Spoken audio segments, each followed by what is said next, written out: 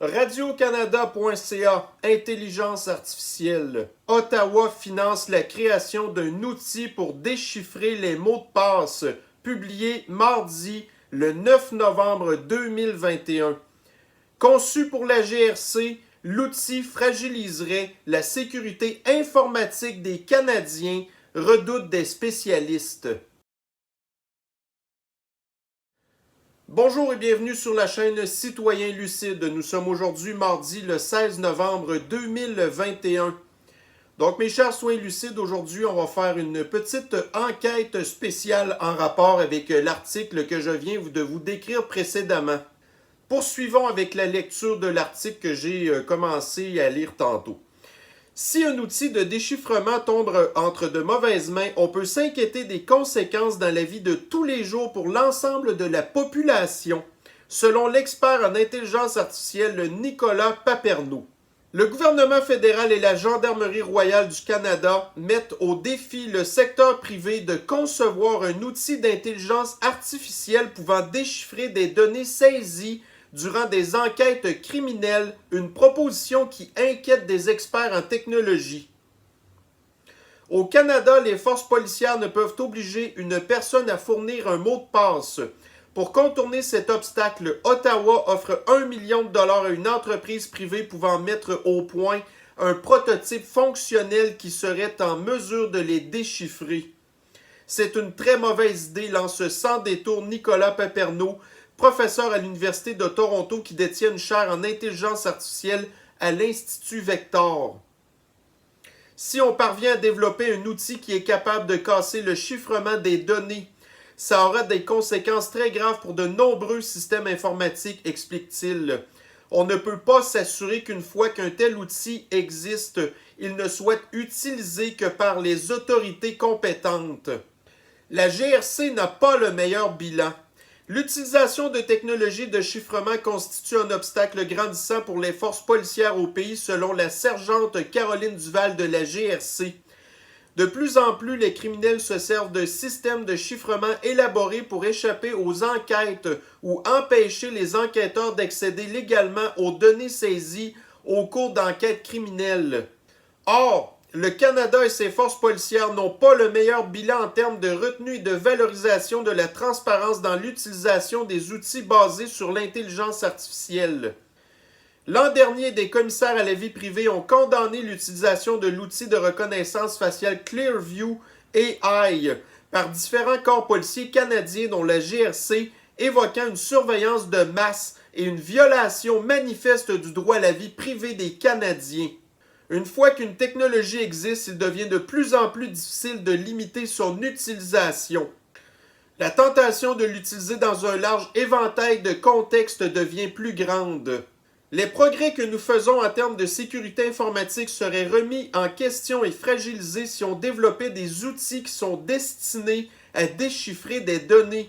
Ça pourrait se retourner contre le gouvernement lui-même.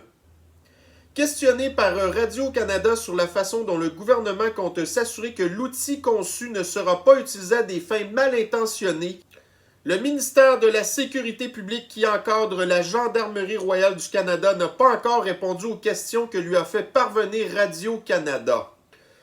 Ici, nous avons un rapport du Commissariat à la protection de la vie privée du Canada. Technologie de reconnaissance faciale, utilisation par les services de police au Canada et approche proposée. Donc le rapport ici parle de l'utilisation de la reconnaissance faciale.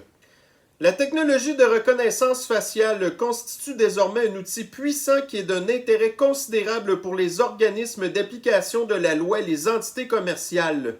Utilisée de manière responsable et dans les bonnes conditions, cette technologie peut apporter d'importants avantages à la société. Cependant, la reconnaissance faciale peut être une technologie de surveillance très envahissante comportant de nombreux risques. La technologie de reconnaissance faciale entraîne la collecte et le traitement de renseignements personnels très sensibles. Jumelé à des sources contenant de vastes quantités de données, comme Internet, les banques de données gouvernementales ou la télévision en circuit fermé, cette technologie peut constituer un puissant outil de renseignement et de suivi. D'importantes questions se posent quant au type de société dans laquelle nous désirons vivre. Le présent rapport porte particulièrement sur l'application des lois sur la protection des renseignements personnels dans ce domaine et sur les pratiques exemplaires d'utilisation de la technologie de reconnaissance faciale à l'intention des services de police. Donc, c'est un rapport qui est vraiment très complet, OK? Alors, évidemment, c'est sûr que je ne prendrai pas toute la capsule, en fait, pour parler du rapport. Par contre, je voulais vous donner un petit peu les grandes lignes. Évidemment, ce que je vais faire, en fait, là, c'est que, lorsque je vais avoir terminé ma capsule Citoyen Lucide, je vais aller la mettre sur ma page Facebook, OK? Et j'ai monté un dossier, en fait, là, de toutes sortes de liens, entre autres, dont ce rapport-là va s'y retrouver.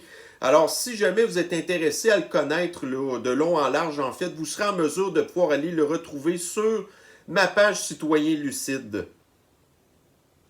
Un article ici de Radio-Canada. Reconnaissance faciale, la GRC a violé la loi, dit le commissaire à la vie privée. C'est un article qui date du 10 juin 2021.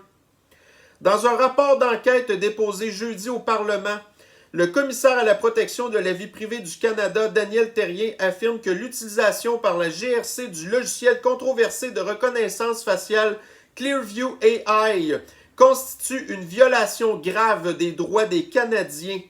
Selon le commissaire Terrien, l'utilisation de la technologie de reconnaissance faciale par la GRC pour effectuer des recherches dans d'énormes dépôts de données de Canadiens qui sont innocents de tout soupçon de crime présente une grave violation à la vie privée.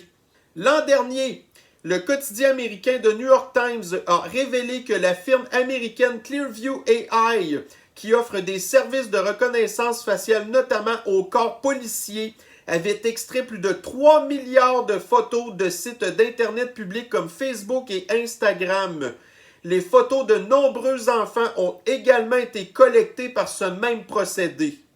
La firme a ensuite constitué une gigantesque base de données photographiques qu'elle met à la disposition de ses clients, corps policiers, agences gouvernementales, institutions bancaires, etc., pour identifier des personnes à partir de leurs données biométriques.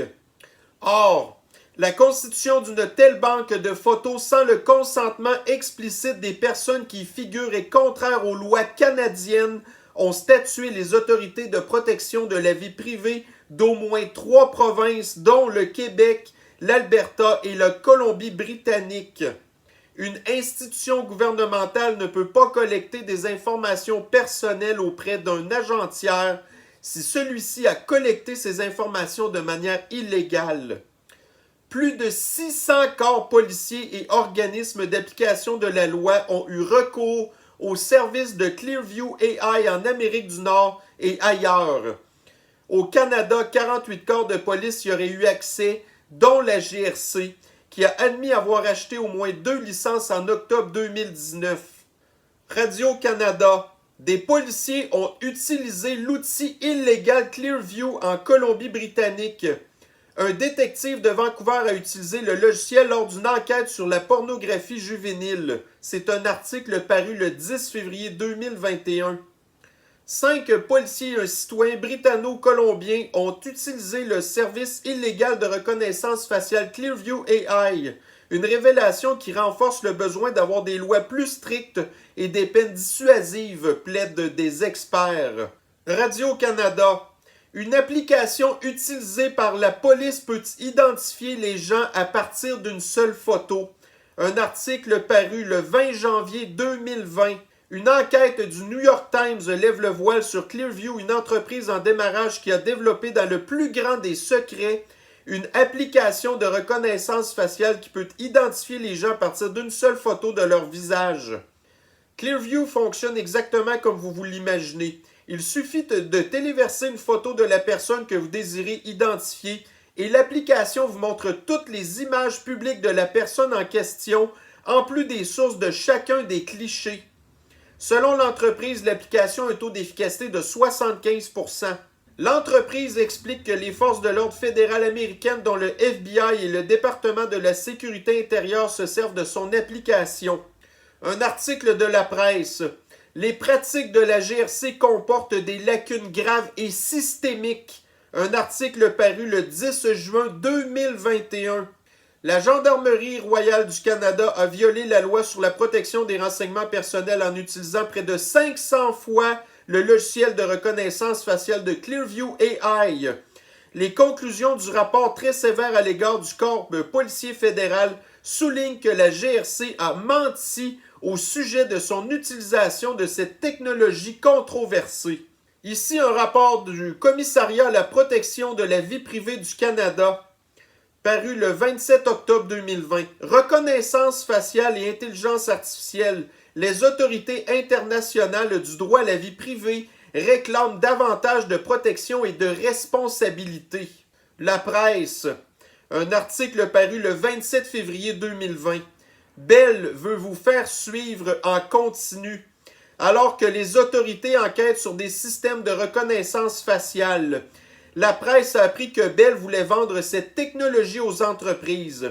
Si le géant des télécommunications va de l'avant, ses clients d'affaires pourraient utiliser son outil haute performance pour identifier et surveiller des milliers de visages à la minute dans des hôtels, épiceries, boutiques, banques, stades ou lieux de travail. Radio-Canada, un article paru le 10 février 2021. L'application fédérale Alert Sniffles collectera plus de données. Le gouvernement affirme que l'application continuera de se conformer à des mesures strictes de protection de la vie privée. Ottawa a annoncé mardi après-midi que l'application canadienne Alert Sniffles recueillera davantage de données à partir des appareils sur lesquels elle est installée, mais le gouvernement affirme que la vie privée des utilisateurs et utilisatrices continuera d'être respectée. L'équipe de développement de l'application a souligné que les données n'étaient pas accessibles car une grande partie des informations relatives aux contacts étroits sont stockées sur des téléphones cellulaires individuels plutôt que sur un serveur central. L'application a été reconfigurée pour envoyer chaque jour un paquet de données supplémentaires à un serveur central, selon un responsable du développeur, le service numérique canadien SNC. Le fonctionnaire a déclaré que celle-ci ne serait pas jointe aux informations d'identification personnelle ou à l'adresse IP d'un utilisateur ou d'une utilisatrice qui seront également envoyées au serveur. Sur Twitter, le SNC a indiqué que les personnes qui utilisent cette application recevraient une notification lorsque l'application commencera à collecter les données. D'ici les 2 prochaines semaines, il ne sera pas possible de refuser la mise à jour. Selon le communiqué, l'application recueillera des données sur le nombre d'utilisatrices et utilisateurs actifs et de téléchargements par province ou territoire, le nombre de notifications d'exposition envoyées, le nombre de personnes qui signalent avoir reçu un diagnostic de Sniffles et les performances techniques permettant de garantir le bon fonctionnement de l'appli. Radio-Canada, un article paru le 30 avril 2020. Sniffles. Voici comment différents pays se servent d'applications de traçage. Justin Trudeau a confirmé que son gouvernement jongle avec l'idée d'avoir recours à des moyens technologiques pour tracer les cas de Sniffles. Partout dans le monde, des pays commencent à avoir recours à des applications de suivi numérique qui avertissent les gens ayant croisé le chemin d'une personne contaminée. Même si cette méthode pourrait contribuer à limiter la contagion et à limiter les dégâts lors d'un déconfinement, elle soulève des préoccupations majeures quant au respect de la vie privée et aux droits fondamentaux. On ne sait toujours pas si une telle application verra le jour au Canada. Donc, c'est un article paru le 30 avril 2020. En date d'aujourd'hui, il y en a une application qui est en vigueur. Le premier ministre François Legault affirme que les données personnelles des Québécois et Québécoises seront protégées si son gouvernement a recours à cette méthode de recherche de contact. Un rapport ici du Commissariat à la protection de la vie privée du Canada. Examen des répercussions sur la vie privée de l'application Alert Sniffles. C'est paru le 31 juillet 2020. Radio-Canada. C'est un article paru le 28 octobre 2021 vers un ministère de la cybersécurité et du numérique au Québec. Le Québec se dotera bientôt d'un nouveau ministère de la cybersécurité et du numérique qui permettra notamment aux citoyens d'obtenir une nouvelle identité numérique offrant un accès simplifié aux services de l'État. La pièce législative vise à rapatrier à un seul endroit les responsabilités de tous les ministères et organismes publics en matière de numérique, de cybersécurité et de services technologiques. Selon le ministre Kerr, la création de ce ministère s'impose en raison de la transformation numérique accélérée de la société, mais aussi de la menace croissante des cybermenaces qui accompagnent ce développement. Le Journal de Québec, un article paru le 23 septembre 2021. Québec rehausse la protection des données des citoyens. Le secteur privé a 2 ans pour se conformer aux nouvelles règles. Québec met officiellement un terme à l'utilisation excessive des renseignements personnels dans le secteur privé. Les entreprises récalcitrantes s'exposent à de sévères pénalités pécuniaires. Pourtant, le Journal de Québec, un article paru le 20 août 2021, vos données à risque sur le passeport de contrôle social absolu. Des fraudeurs pourraient facilement savoir où vous êtes allé et sauvegarder vos renseignements personnels. Radio-Canada, un article paru le 24 février 2020. Pas d'excuses du gouvernement pour le vol de données personnelles des enseignants. Pas question pour le gouvernement Legault de présenter ses excuses aux nombreux enseignants dont l'identité a été spoliée en raison d'une faille de sécurité dans le réseau informatique de l'État. On apprenait la semaine dernière que grâce à une simple clé USB, la connaissance d'un code d'accès et d'un mot de passe, une gigantesque fraude a été orchestrée dont les enseignants font les frais. On sait que 51 400 enseignants se sont fait voler leurs données personnelles conservées sur les sites informatiques du gouvernement.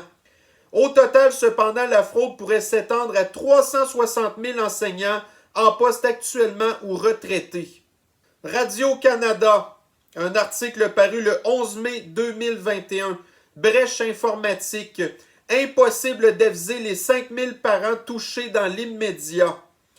Les parents de 86 000 enfants inscrits à la place 05, le guichet unique d'accès aux places en service de garde éducatif, devront attendre avant de savoir lequel d'entre eux ont vu leurs données personnelles volées par un cyberpirate. Le Journal de Montréal, un article paru ici le 12 septembre 2020. Les pirates informatiques ont pu voler tous les courriels. Le maliciel qui a frappé le ministère de la Justice dérobe beaucoup de données. Les pirates informatiques qui ont attaqué le ministère de la Justice ont vraisemblablement volé tous les courriels qui se trouvaient dans certaines des 14 boîtes de messagerie hameçonnées les 11 et 12 août derniers, selon un expert qui a analysé les événements. Le Journal de Montréal, un article paru le 1er septembre 2020. Le ministère de la Justice victime de cyberpirates. Les malfaiteurs ont même envoyé des logiciels malveillants à des citoyens. Des pirates informatiques ont réussi à infiltrer le système du ministère de la Justice et même à envoyer des logiciels malveillants à des citoyens ayant échangé avec ces adresses. Le ministère s'était bien gardé d'avertir le public de l'attaque, mais après les nombreuses questions de notre bureau d'enquête, il a publié hier soir un communiqué laconique. Aux citoyens d'être vigilants, soutient le gouvernement. Québec refuse de prendre la responsabilité de la protection des données qui se retrouvent sur la preuve de thérapigénisation des Québécois. Les citoyens sont responsables de la protection de leur information personnelle de thérapigénisation. Pour éviter toute fraude potentielle, il est recommandé aux citoyens de garder leurs preuves de thérapigénisation pour eux, tout comme le lien unique reçu par courriel ou par texto, a affirmé la porte-parole du gouvernement Marie-Louise Harvey. Alors pourquoi en fait que je vous parle de cette chose-là après les articles que je viens de vous lire avant? C'est que voyez-vous, le gouvernement se fiche complètement de la sécurité de vos renseignements personnels, de votre vie personnelle, de vos données personnelles. Le gouvernement nous donne à nous la responsabilité de nous assurer que le gouvernement se fait pas voler nos identités, puis que si ça arrive, c'est pas le gouvernement qui est responsable, c'est nous qui sommes responsables. Un article de Radio-Canada International paru le 4 août 2020. PCU. En raison du vol de données, plusieurs Canadiens n'ont toujours rien reçu. Le vol de données personnelles a privé de nombreux Canadiens de la PCU distribuée par le fédéral à ceux qui ont perdu leurs revenus. Une fraude qui cible les grandes métropoles canadiennes. Selon le Centre antifraude du Canada, les vols de données personnelles ont eu lieu principalement au Québec, en Ontario et en Colombie-Britannique. Vol de données. Les Canadiens ont perdu confiance. Un article de la presse canadienne paru le 28 septembre 2020. Une vaste majorité de Canadiens hésitent à faire affaire avec des entreprises qui ont été victimes de vols de données, suggère une nouvelle étude publiée lundi. Alors, si les Canadiens ne veulent pas faire affaire avec les entreprises privées concernant leurs données personnelles, ben j'imagine que logiquement, les Canadiens ne devraient pas faire confiance non plus au gouvernement. Parce que si on voit qu'il y en a qui sont responsables du plus de renseignements personnels nous concernant, c'est bien le gouvernement. Et puis depuis tantôt, j'arrête pas de vous sortir des articles qui vous prouvent que le gouvernement, à tout bout de champ, il se fait tout le temps pirater, voler nos données. Vous pensez que c'est mieux ailleurs? Donc un article ici du Figaro, paru le 5 juin 2015. États-Unis, les données informatiques de 4 millions de fonctionnaires piratés. Washington accuse la Chine d'être une nouvelle fois derrière cette attaque. Radio-Canada, des experts en sécurité disent que le Canada doit exclure Huawei de son réseau 5G. Un article paru le 14 novembre 2021. Bien que la question de Huawei ait été l'objet d'une attention considérable, l'examen de la 5G par le gouvernement est un regard stratégique beaucoup plus large sur la façon dont cette technologie naissante peut stimuler l'économie du Canada. Le gouvernement fédéral reconnaît que les États-Unis ont fortement encouragé les pays à faire preuve de prudence en ce qui concerne les considérations de sécurité liées à la 5G, notant qu'une délégation américaine a visité le Canada en mars 2020 pour discuter de la question avec divers ministres et représentants du gouvernement. Les États-Unis ont clairement indiqué que le Canada devait monter à bord s'il voulait continuer à faire partie du club, a indiqué Fan Hampson, professeur d'affaires internationales à l'Université Carleton. Et on n'a absolument aucun comeback de Justin Trudeau, à savoir s'il allait bannir Huawei avec la 5G. Et que, après ça, vous avez vu tantôt, donc la Chine a volé des données aux États-Unis, puis là, les États-Unis ne veulent rien savoir du système de Huawei 5G. Pendant ce temps-là, on tergiverse au Canada. Ben non, il n'y a pas de problème. Faites confiance au système là, qui va regarder toutes ces affaires-là. Non. Et vous pensez que la surveillance et le contrôle de la population se limitent seulement à, je sais pas moi, les données recueillies par le gouvernement, la reconnaissance faciale? Eh bien, trompez-vous. Nous avons ici un article du USA Today qui est paru le 10 décembre 2020. Fact-check! Les tests de Sniffles ne servent pas à compiler les données ADN de la population. Les compagnies de tests disent que les tests en laboratoire servent seulement à trouver la Sniffles et que les échantillons sont détruits par la suite jusqu'à 4 semaines plus tard. Nous apprenons ici dans le Times, le 16 novembre 2021, une firme de testage pourrait profiter de la vente des tests Sniffles. Un grand fournisseur de tests de Sniffles fait l'objet d'une enquête par l'Ombudsman de la confidentialité des données du Royaume-Uni sur ses plans de vente d'écouvillons contenant l'ADN des clients pour la recherche médicale. SignPost Diagnostics, un fournisseur approuvé par le gouvernement opérant sous le nom d'Express Test, a déclaré qu'il avait l'intention d'analyser les échantillons pour en savoir plus sur la santé humaine, pour développer des médicaments et des produits ou pour vendre des informations à des tiers selon les documents de la société. Donc, voyez-vous, nous sommes surveillés de partout. Nous avons ici maintenant, vous savez, dans le contrôle social, nous avons aussi là, la liberté d'expression qui est présentement mise à mal et très, très menacée, OK? Par entre autres, là, le projet de loi C10 de Steven le soviétique Guilbeault ainsi que Justine le communiste Trudeau. Un article du Nouvelliste. Alors ici, nous avons une lettre d'opinion du chef du Parti conservateur du Canada, Erin O'Toole, paru le 6 mai 2021. Pourquoi je m'oppose au projet de loi C10? Un article paru dans Le Devoir le 26 mai 2021. YouTube craint plus les effets du projet de loi C10 que ses abonnés. Et lorsque la société, et surtout le gouvernement tyrannique, la dictature ainsi que leurs forces de l'ordre, la Gestapo du gouvernement, prend trop de pouvoir, voici jusqu'où ça peut aller. Alors c'est sûr que Patrick Lagacé, c'est loin d'être mon préféré. Au contraire, là, honnêtement, j'aimerais pas être poigné avec lui dans la même pièce. Par contre, ici, on voit que, bon, voyez-vous, Patrick Lagacé a déjà fait certaines enquêtes qui dérangeaient, entre autres, le gouvernement et la police pour être capable de savoir qui étaient les sources de Patrick Lagacé. Eh bien, ils avaient commencé à enquêter sur lui sans avoir aucune juridiction ni aucun droit de le faire. Donc, nous avons ici un article de la presse qui est paru le 31 octobre 2016. Donc, Patrick Lagacé visé par 24 mandats de surveillance policière.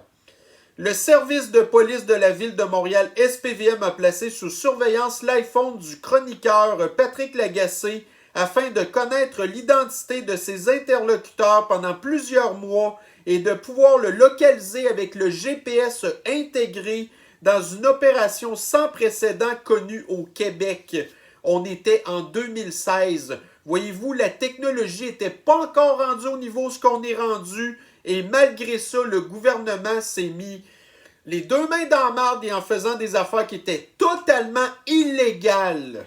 Journal de Montréal, article paru le 7 novembre 2016. Patrick Lagacé espionné par le SPVM après avoir enquêté sur Denis Coderre. Le maire Denis Coderre nie être intervenu auprès du service du SPVM pour qu'une enquête soit mise en branle pour savoir qui a fourni les informations au chroniqueur de la presse Patrick Lagacé dans une autre affaire datant de 2014. Alors, monsieur le politicien n'était pas content. Tu cales la police. Hey, mon ami, tu veux-tu enquêter Patrick Lagacé? Comment ça se fait? Oui, chef, on va faire ce que vous dites, pas de problème. Alors, voici à quoi servent les forces de l'ordre. Puis quand on leur donne trop de pouvoir, c'est ça aussi que ça donne. Et une fois que le gouvernement a le contrôle absolu sur toutes vos données, vos identités, votre individualité, eh bien, c'est à ce moment-là que nous pouvons penser que le gouvernement va vouloir pousser encore plus loin. Alors, nous avons ici un article du Devoir paru le 8 octobre 2021, en Chine et ici. Au nombre des initiatives mises en place en République populaire de Chine qui célèbre ces jours-ci son 70e anniversaire, il y a le déploiement du crédit social.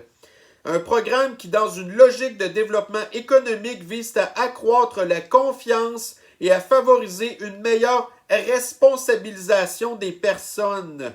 Le crédit social est un méga système de collecte de données de toute nature sur les individus, leur démêlés avec les autorités, leur dossier criminel, leur historique de paiement, leur habitude de consommation, les incivilités dont ils se sont rendus coupables, leur fréquentation, leur assiduité à honorer leur paiement, etc.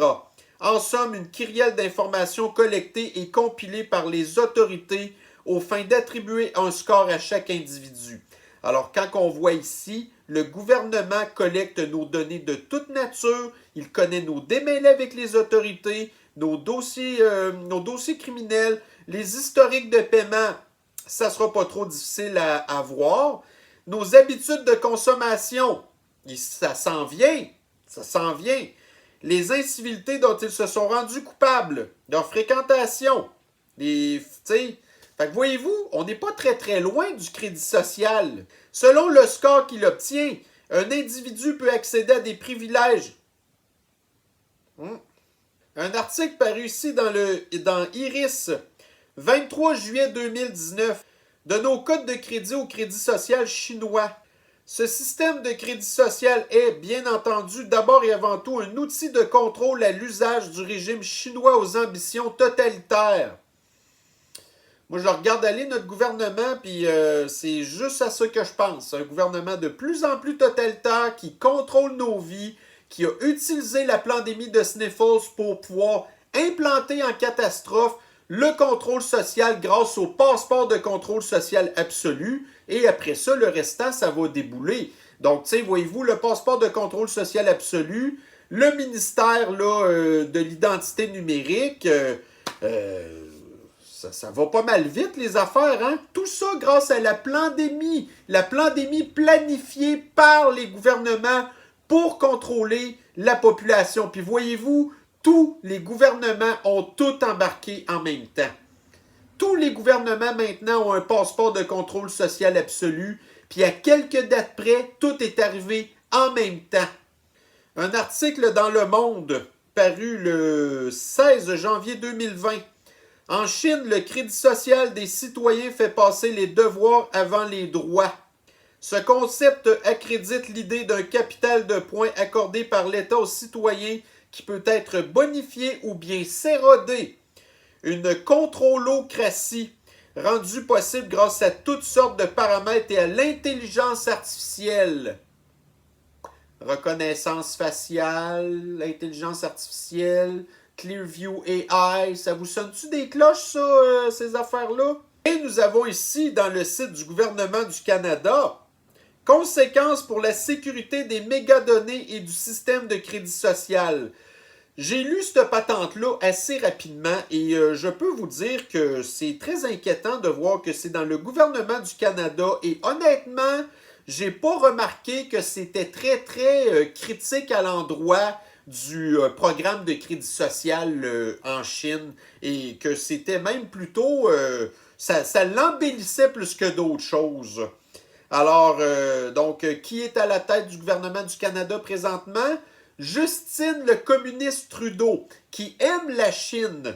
Alors, bref, c'est vraiment là très, très inquiétant de savoir où est-ce que le Canada s'en va avec des communistes au pouvoir. Donc, mes chers citoyens lucides, eh bien, ça met fin à l'enquête, si on peut appeler ça comme ça, du contrôle social. Alors, j'ai vraiment fait exprès de vous lire au maximum les articles sans trop donner mon opinion, parce que je veux que vous fassiez vous-même votre opinion.